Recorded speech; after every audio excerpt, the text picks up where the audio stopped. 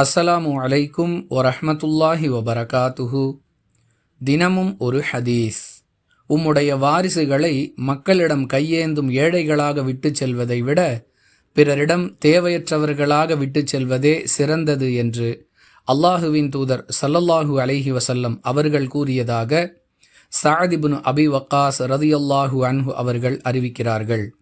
நூல் புகாரி, ஹதீஸ் எண் 1295.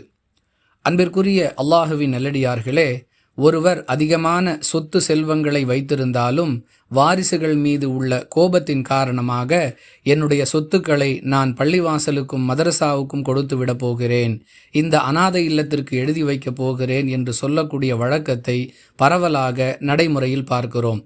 இவ்வாறு செய்வது மார்க்க ரீதியாக சரி அல்ல என்பதை இந்த ஹதீஸ் மிக தெளிவாக விளக்குகிறது.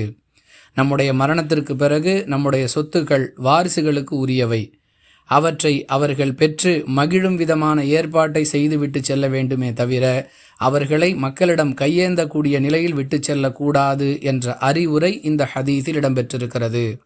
ஒருவரிடம் அதிகமான சொத்து செல்வங்கள் இல்லை என்றாலும் வாரிசுகளுக்கு தன்னம்பிக்கையையும் கல்வியையும் தைரியத்தையும் வணக்க வழிபாட்டுடன் கூடிய மார்க்க தொடர்பையும் ஏற்படுத்திவிட்டால் அவர்கள் யாரிடமும் கையேந்தாமல் சுயமரியாதையோடு வாழக்கூடியவர்களாக தங்களை ஆக்கிக் கொள்வார்கள்.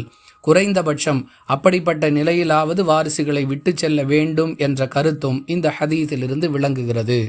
புரிந்து நடந்து கொள்வோம். வாஹிர் தஅவானா அனில் ஹம்துலில்லாஹி ரப்பில் ஆலமீன். அஸ்ஸலாமு அலைக்கும் வரஹ்மத்துல்லாஹி வபரகாத்துஹு.